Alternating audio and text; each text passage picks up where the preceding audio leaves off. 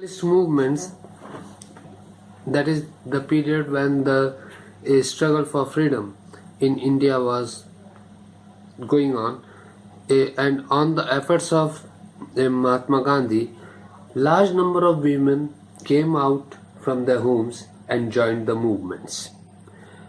Women who joined the Indian national movement recognized the importance of self-reliance, Swadeshi, and women's education. So a political consciousness among women expanded the space available to women in public sphere. And in this way, the importance of women in the eyes of the public increased. During the period of Indian freedom struggle, several women's organizations emerged, which paved their way for increasing role of women in socio-political activities. And many women organizations were established, and these women organizations helped in increasing the role of women in socio-political activities. These organizations had branches in different parts of India. Their activities centered mainly on issues like women's education, improvement in health and sanitation, right to suffrage for women, and the main activities in which these women political organizations, political or social organizations were involved was to giving an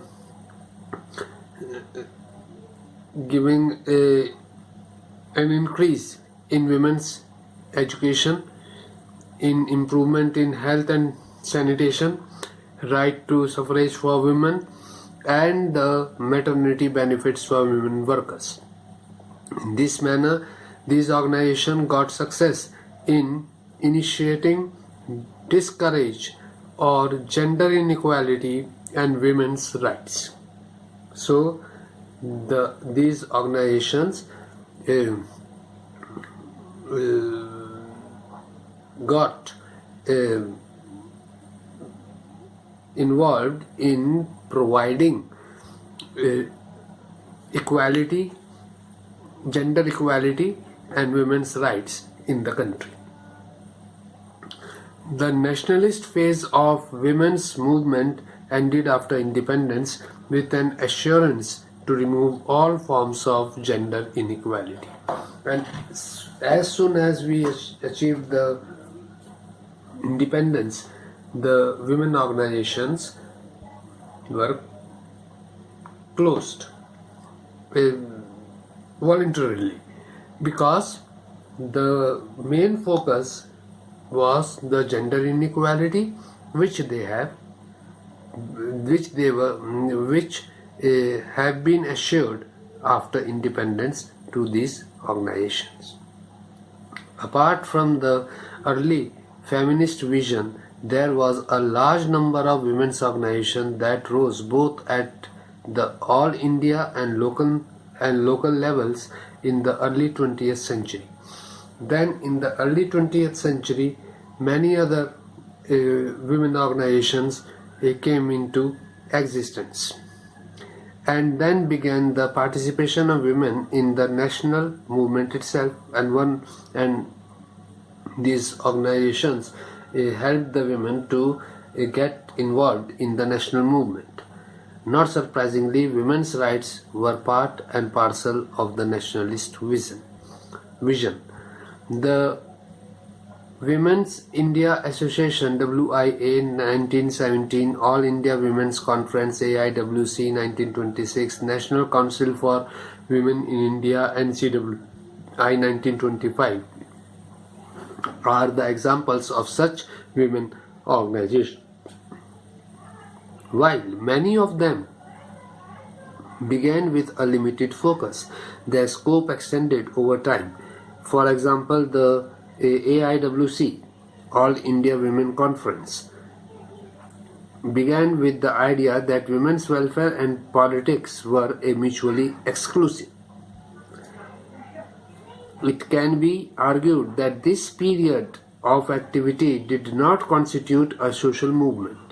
It did have ideology, organizations, leadership, a shared understanding, and the aim of bringing about changes on public issues. What they succeeded together was to create an atmosphere where the women's question could not be ignored. It is often assumed that only middle class educated women are involved in social movements. But at that time, only the middle class and the educated women at that time were involved in the social movements. The socio-political involvement of the women in different movements or in different activities was only for the educated women, and the rest were not taken into consideration. It is often assumed that only middle class educated women are involved in social movements.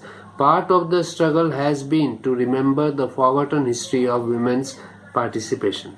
Women participated along with men in struggles and revolts originating in tribal and rural areas in the colonial period. For example, the Tibhaga movement in Bengal, the Telangana arms struggle from the erstwhile Nizam's rule, and the Valdi tribals revolt against bondage in Maharashtra. So among the tribes, there also the women got involved in different movements. The role and participation of women in the Shahadi movement in Maharashtra and anti-price rise movement in Gujarat and Maharashtra and the Bihar movement led by Jai Prakash Narayan are still fresh in our memory. Means these movements were after the independence.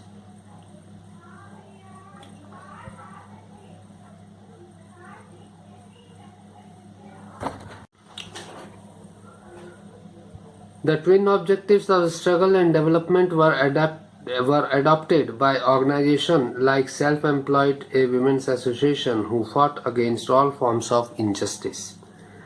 In the mid-1970s, there was a renewal of the women's movement in India. While many of the concerns remained the same, there were changes in terms of organization, strategy, as well as ideology. There was a growth of what is termed as the autonomous women's movement. And in 1970, once again, the women's movement in India renewed. And many of the concerns remained the same. There were changes in terms of organization, strategy, as well as ideology. There was a growth of what is termed as autonomous women's movement. The term autonomy referred to the fact that they were autonomous or independent from political parties as distinct from those women's organizations that had links with political parties. They were autonomous because they were not concerned to any political party or any such women association which were benefited or which were supported by any political party. It was felt that political parties tended to marginalize issues of women. Apart from organizational changes, there were new issues that were focused upon, for example, violence against women. And all the old issues plus the violence against the women were also added to the new women's movement. Over the years, there have been numerous campaigns that have been taken up. For example, the applications for school forms have both father's and mother's name. So this is also a result of a women's movement. Previously, only the father's name was to be written in the application forms to seek admission in the schools and colleges, but now both father and mother name are required. This was not always true. Likewise, important legal changes have taken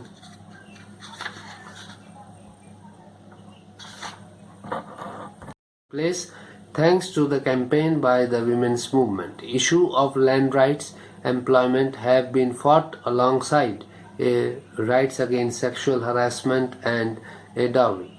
There has been recognition too that while all women are in some way disadvantaged vis-a-vis men, all women do not suffer the same level or kind of discrimination. The concerns of the educated middle class women are different from the peasant women, just as the concern of the Dalit women is different from the upper caste women.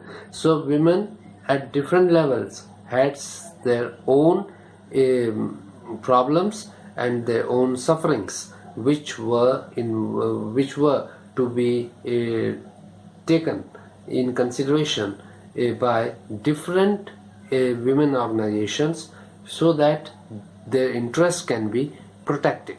There has also been greater recognition that both men and women are constrained by the dominant gender identities. For example, men in patriarchal society feel they must be strong and successful. It is not manly to express oneself emotionally.